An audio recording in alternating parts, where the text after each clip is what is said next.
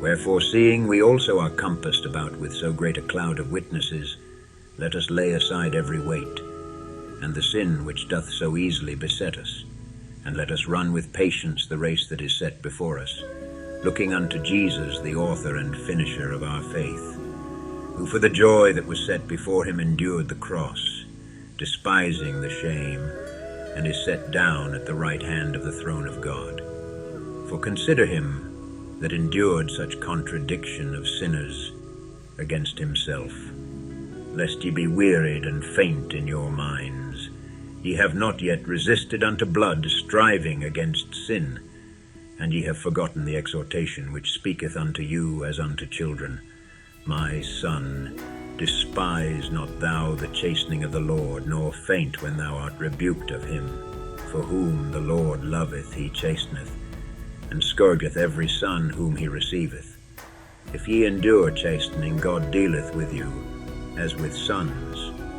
For what son is he whom the Father chasteneth not?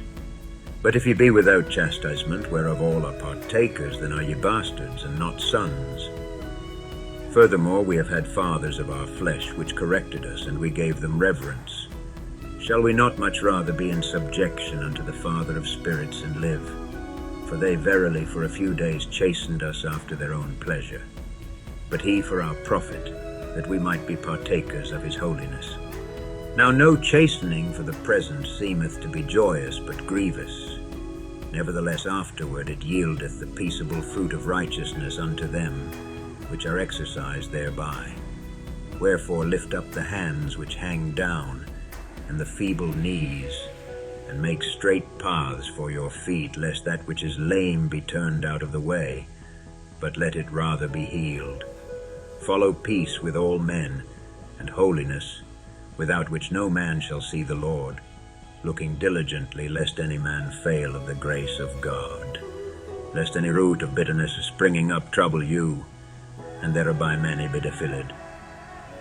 Lest there be any fornicator, or profane person, as Esau, who for one morsel of meat sold his birthright. For you know how that afterward, when he would have inherited the blessing, he was rejected. For he found no place of repentance, though he sought it carefully with tears.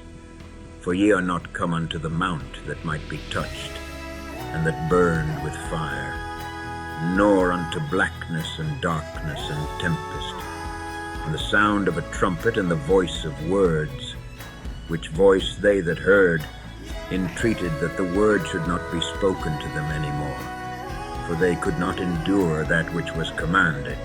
And if so much as a beast touch the mountain, it shall be stoned, or thrust through with a dart.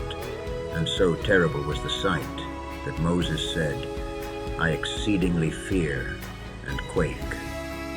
But ye are come unto Mount Sion, and unto the city of the living God, the heavenly Jerusalem, and to an innumerable company of angels, to the general assembly and church of the firstborn, which are written in heaven, and to God the judge of all, and to the spirits of just men made perfect, and to Jesus the mediator of the new covenant, and to the blood of sprinkling, that speaketh better things than that of Abel. See that ye refuse not him that speaketh. For if they escaped not who refused him that spake on earth, much more shall not we escape, if we turn away from him that speaketh from heaven, whose voice then shook the earth. But now he hath promised, saying, Yet once more I shake, not the earth only, but also heaven.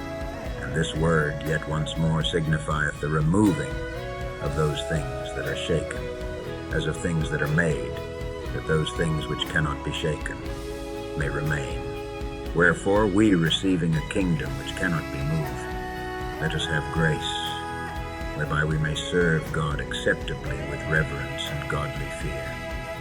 For our God is a consuming fire.